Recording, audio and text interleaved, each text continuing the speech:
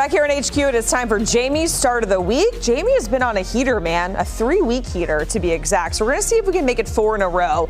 And his start of the week is Brock Purdy. And this is a guy who has been good despite having some difficulties in terms of his weapons on offense. No CMC, we know that for about another month or so.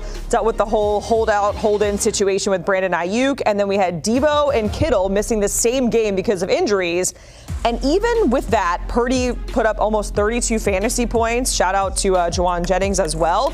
But Jamie expects Brock Purdy to have a big game week 5 against the Cardinals. He's rostered in most PPR leagues. Sportsline, really high on Brock Purdy, coming in second in the ranks. He's due. He's really due. You know, I mean, you mentioned it. The game against the Rams was his only game over 20 fantasy points so far this season, and it was without Debo and George Kittle. So we need to see Ayuk step up. We obviously need to see all these guys playing well. We haven't seen the yards after catch, that's been missing from this 49ers offense. But it all comes together against a familiar foe, the Arizona Cardinals. He loves beating up on them. He's played them 3 times in his career. All 3 times, 23 or more fantasy points, averaging 27 fantasy points or more, averaging over 27 fantasy points, I'll get that right, in those 3 meetings. And the Cardinals have been bad. 2 quarterbacks already this season have been over 26 fantasy points against Arizona. So I think this is going to be the game where we see the best of Brock Purdy from the usual standpoint, where not a lot of passing yards. He's been throwing the ball very well, but this is going to be a multiple touchdown game. I think we're going to get 3 touchdowns for him, hopefully 1 to each of his receivers. He's done that, 3 touchdowns, 2 of his 3 games against Arizona. I agree. I think that's exactly the type of game. And even if you get you 2 touchdowns with, let's call it 200 yards, let's just make it a nice even number, that's still 20 fantasy points. That's not bad. Maybe he runs for a little bit. That's how a lot of the quarterbacks that have done well against Arizona have put up huge points, by running the ball. So it's not something that Purdy does a lot of, but I think this week there's a lot of questionable quarterback situations. He feels safe to me. So I'm happy to start Brock Purdy. In that game against the Rams, he ran for 41 yards. He has at least 11 yards rushing or more in every game. So he's getting you a point with his rushing. He's averaging 18 rushing yards per game. So the mobile Brock Purdy is what we've seen a little bit this year. And, you know, he is an Arizona native, so I have to think, you know, maybe mom and dad being there, is that like give him an extra boost? But they're at home.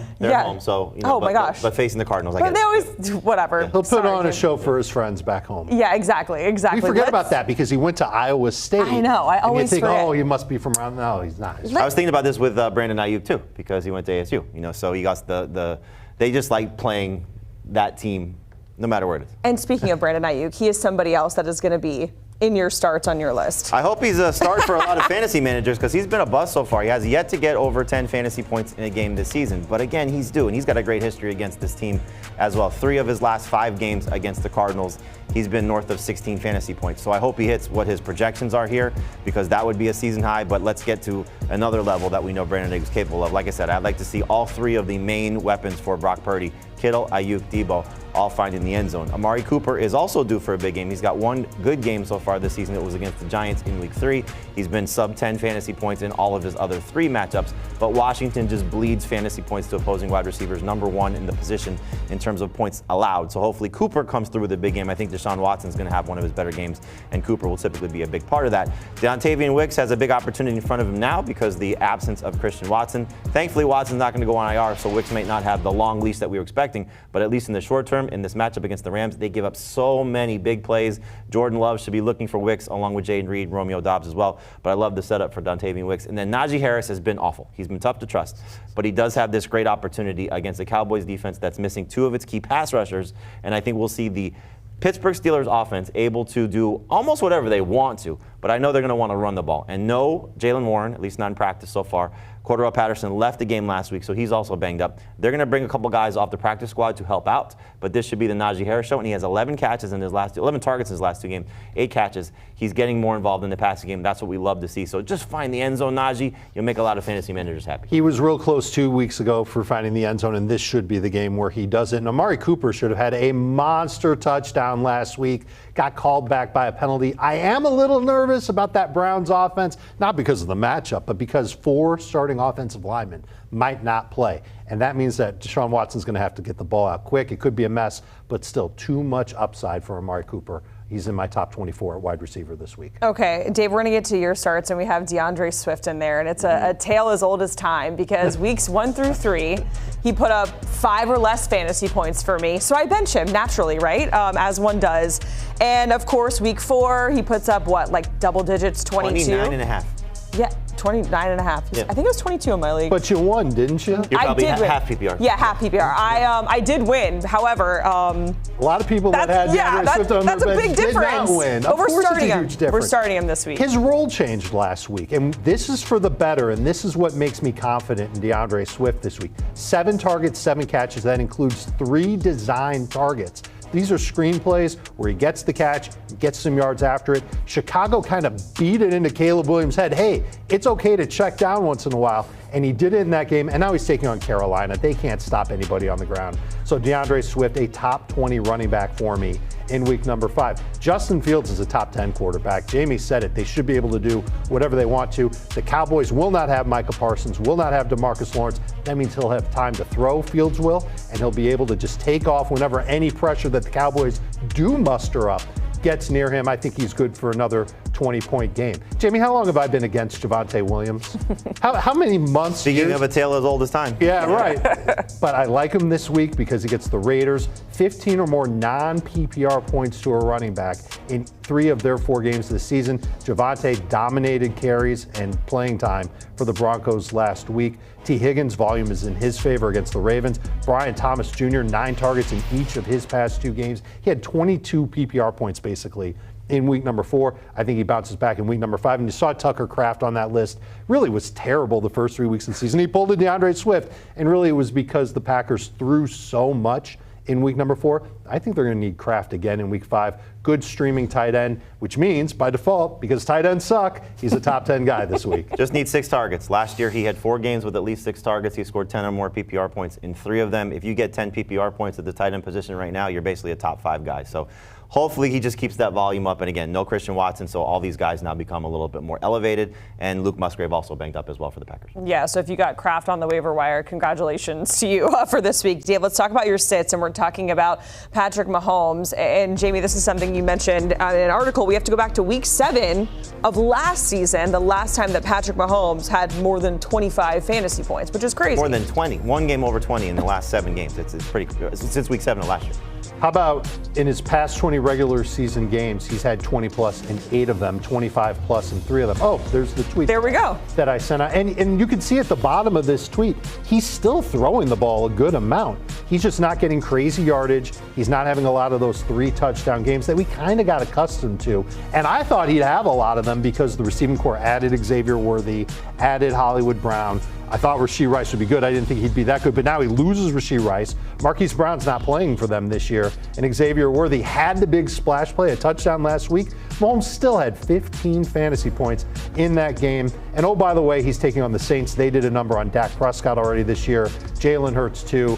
I'm happy to start Justin Fields, Brock Purdy ahead of Patrick Mahomes. Some other sits on my list, Zach Moss. That Ravens run defense is for real, and he was splitting rushing downs work with Chase Brown. I think Chase Brown is going to end up being the best running back in Cincinnati. I'm trying to buy low on him. Jackson Smith and Jigba, I don't know how much work he's going to have to do. I think Seattle can run their way to victory, and it just so happens the Giants are top 3 in PPR points per game allowed to receivers who line up in the slot. So that makes me a little bit nervous about JSN, but it doesn't make me nearly as nervous as I am about anything having to do with Mark Andrews. Holy moly, 2 targets in his last 2 games. You can't trust him. He's a touchdown or bust fantasy tight end at this point. And what about, I mean, you know, I got to insert a little Q&A here. Go ahead. I have Zach Moss, and honestly, my running backs are a little thin in this particular league. Carson Steele, would you do that over it? I can't do that because I don't know if Carson Steele's going to touch the ball. I think that here's negative fantasy points. Here's the thing with Zach Fumble. Moss, and I have him as a sit and start sit as well. The one thing that makes me somewhat encouraged by this is that he's the one still playing on passing downs. And this is a game where the Bengals are going to throw it. As Dave said, the Ravens' run defense is fantastic. The only concern I have is and Dave brought this up, last week we saw them rotating running down work.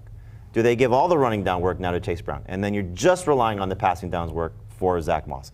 So he'll catch the ball. He scored a receiving touchdown now twice on the season. Will he continue to find the end zone? If he doesn't, it's going to be, I think, a little bit of a down stat line.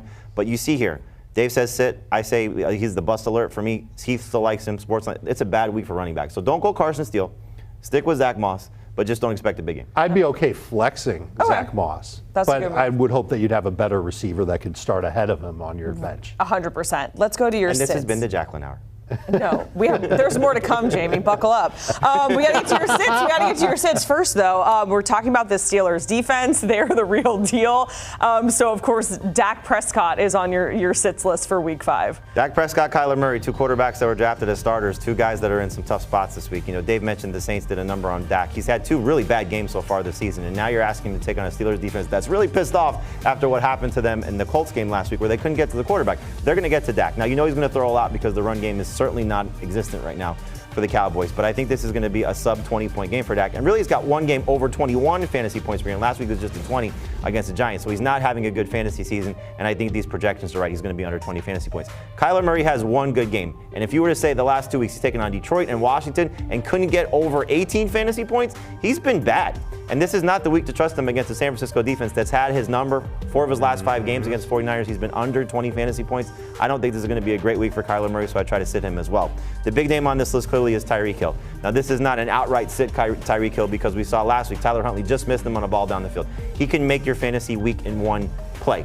But he's actually getting outperformed point-wise by Jalen Waddle, who we're just saying sit outright completely. So if we're going to say that about Jalen Waddle, we got to put a little bit of a clamp on Tyreek Hill in terms of saying he's a must-start guy. So in 2 receiver leagues, you hopefully have better options, and I would consider sitting him. Now, he's mad. That could lead to a big game. But this Patriots game, this Dolphins game, it's going to be a low-scoring affair because both these offenses stink and both these quarterbacks are struggling right now. So it's just not a slam dunk that Tyreek Hill should be in your line, which I hate to say, but it's just the nature of where we are right now. I'm kind of okay with Dak and Tyreek. It's really close between those two. Dak, I think just by pure volume and by what Joe Flacco was able to kind of expose with the Steelers, who are down one of their top pass rushers, I think Dak can get you close to 20 fantasy points. You saw the projection, 18.6. That's going to be good enough to be a top 10 quarterback this week. And I thought... Oh, I hope not. I hope not. I hope not. But I think that's how it's going to be.